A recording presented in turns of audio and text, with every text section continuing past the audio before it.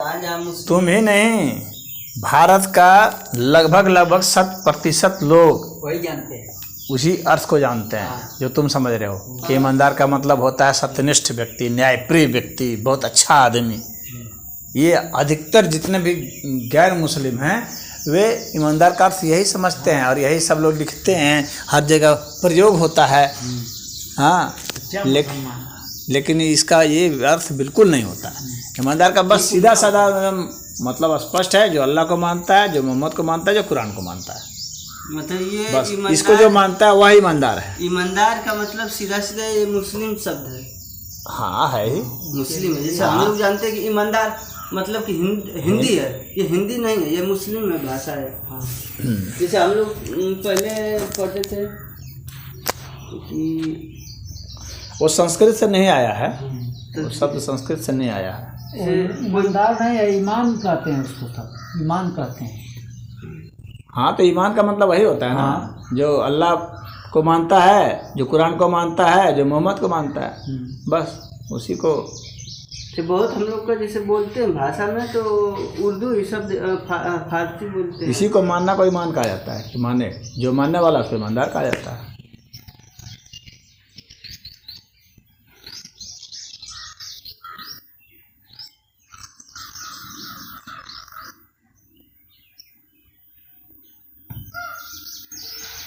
हिंदी में तो बहुत सारे शब्द आए हैं ना, फारसियों के भी शब्द आए हैं, उर्दू के आए हैं, अरबी के आए हैं, में हर भाषा घुसा है। अंग्रेजी के भी शब्द हैं।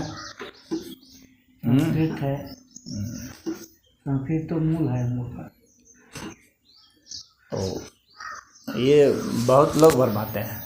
ईमानदार का कभी भी अर्थ सत्यनिष्ठ नहीं होता है। वे सब तो झूठ बोलते हैं, झूठ बोलने के अलावा है अलतकिया करते हैं, उसको अलतकिया बोलते हैं। हर समय झूठ बोलो इस्लाम को फैलाने के लिए, इस्लाम को बचाने के लिए, इस्लाम को फैलाने के लिए झूठ बोलो, खूब झूठ है। इतना जानोगे कि वो समझ रहा है कि हाँ बहुत सत्य है, तो उसको तो फायदा है। और सबसे पहले पड़ोसी पर जो मतलब मित्र हैं गैर मुस्लिम, उसके ऊपर हमला करने को बोला गया है। हाँ, तो अगर उससे दोस्ती कभी कर लिया ना, बहुत सबसे पहले तुम्हारे पर ही हमला होगा। तुम्हारे घर में आकर के तुम्हारी बहू बेटी पर जो है वो लाइन लगा देगा और लेके मौका लगा भाग जाएगा, मौका लेके ब्याह कर लेगा। वो कुछ भी हाँ, वो कुछ भी कर सकता है, संपत्ति लूट लेगा। उनका पूरी हिस्ट्री, पूरा इतिहास अगर देखोगे तो ऐसा ही रहा है और आज भी वही है।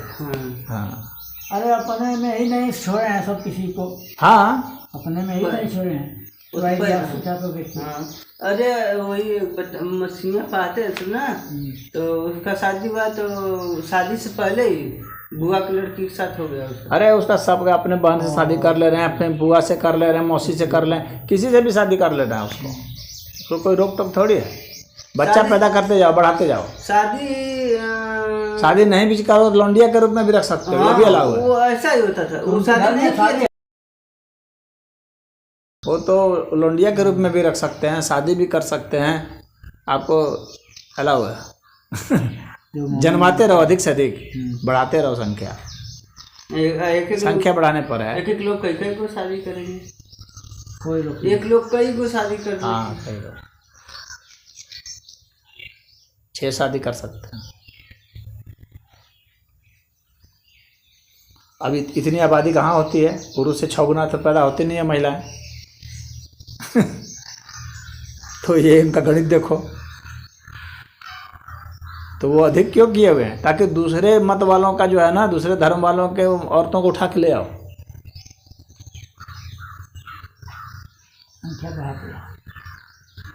हम कश्मीर में गए थे, श्रीनगर, अब उधर सब टोटल लग रहा है कि हम पाकिस्तान में हैं। पाकिस्तान में है, पाकिस्तान है ही वो। हिंदू भी वहाँ बहुत थे ना, हिंदू मुसलमान बना दिए। हाँ, कश्मीरी पंडित थे ना। वो तो नहीं, वो सब थे, हर बिरादरी के थे, लेकिन सभी को कश्मीरी पंडित कहा जाता था। एक शब्द होता था कश्मीरी पंडित। पंडित का मतलब यह नहीं है कि खाली ब्राह्मण बिरादरी से हो, नहीं, सभी बिरादरी से होते थे, लेकिन सबको कहा जाता था कश्मीरी पंडित। हाँ। उसमें मुसलमान नहीं रहे होंगे पहले वहाँ पंडित है, वो वहाँ के राजा मान सिंह थे ना, मुसलमान नहीं रहे होंगे उसमें। कहाँ मुसलमान नहीं थे उस वक्त की बात नहीं कर रहा हूँ, जब मुसलमान हो गए हैं तब की बात कर रहा हूँ। पंडित बोल रहे हैं, कश्मीरी पंडित। वे लोग बोलते हैं उसको, संबोधित करते हैं। मुसलमान को भी नहीं, मुसलमान लोग बोलते हैं इन लोग को।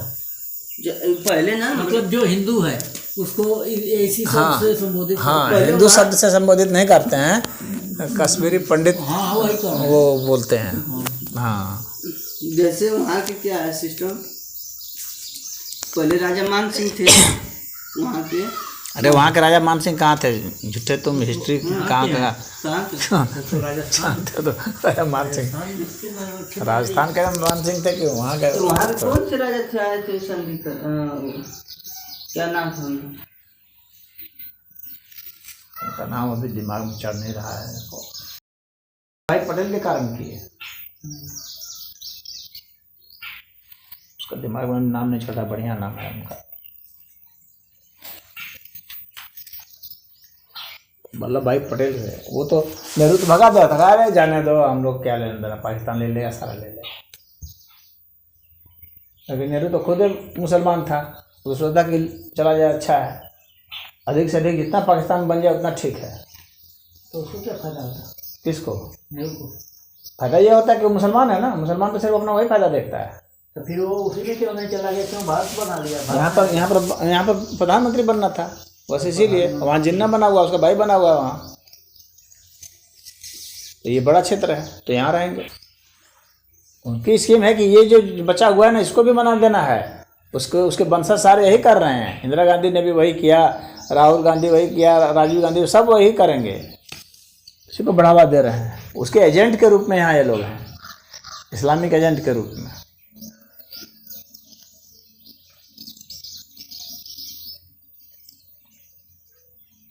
तो कुछ न कुछ करत था। हाँ, उनका नाम था ना राजा हरि सिंह। अच्छा, हरि सिंह। हाँ, अब याद आया। हरि सिंह।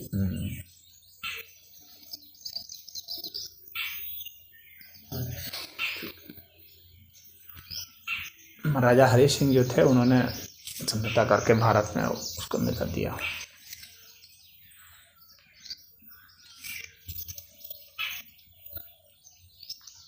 हिंदू ज़्यादा थे पहले, हिंदू थे। वो पाकिस्तान में ज़्यादा मुस्लिम आया तो वहाँ पर अपना यही काम किया। आज की डेट वहाँ टोटल मुस्लिम। हिंदू सब क्यों धर्म परिवर्तित हो गए जानते हो कि नहीं? क्यों सब?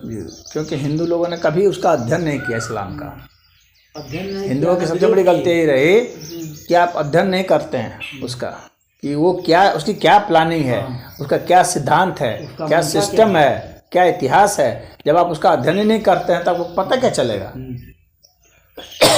कुछ पता नहीं चलेगा, आप फंस जाएंगे उसमें। आप इसका ग्रंथ रखें? क्यों नहीं?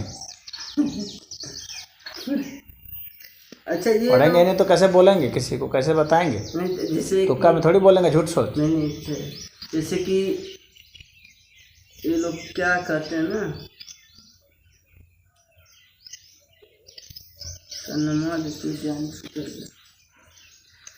ये लोग जब भी कोई राजा दाहिर थे सिंध के, राजा दाहिर पहले हिंदू थे जो कि हारे, जहाँ से इस्लाम बढ़ा भारत में। और उन लोगों ने क्या किया था कि मुसलमानों को अपने यहाँ सेना में भर्ती कर लिया था, वहाँ से विदेशी मुसलमानों को आ करके। तो सब खूब अपना बढ़ा चढ़ा करके बोले कि हम लोग ये करेंगे, वो करेंगे, ऐसा करेंगे, ये करेंगे, ढेर सारे बातें, और उस पर विश्वास कर लिए। और उनकी सेना में उनकी संख्या ठीक ठाक हो गई समझे। और उसके बाद जब आक्रमण हुआ मोहम्मद कासिम का, तो जब तैयारी की बात होने लगी तो सब तैयारी नहीं कर रहे थे लड़ने के लिए। अरे अभी तो कहाँ आया है, कहाँ है, इस तरह से बहका बहका कर राजा। तो जब बहुत हो गया तब कहा कि नहीं, हम लोग चलेंगे लड़ने। हाँ चलिए चलिए लड़ेंगे। और जब वहाँ गए ना तो इधर से गए और जाकर के उसमें मिल गए, तुरंत पलट दिया। तो सब राजा दाहिर भचक्का रह गया, अरे ये क्या हुआ, ऐसा क्यों हुआ? क्योंकि तुमने उसका इतिहास ही नहीं पढ़ा है।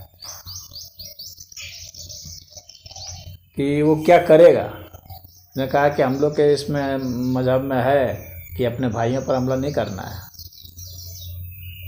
हम लोग अपने भाई के साथ हैं और आपको मारेंगे। आपसे मिलकर आप अच्छा, और ये जो सिंधी हैं, सिंधी की भी माइंड बड़े तेज होते हैं। उसकी लड़की को ले गए, दाहिर की लड़की को, और वहाँ जो है बलात्कार वगैरह किए वो मंडी में वो किए। हालांकि उन लोगों ने भी वो किया था, मुकाबला किया था लड़कियों ने।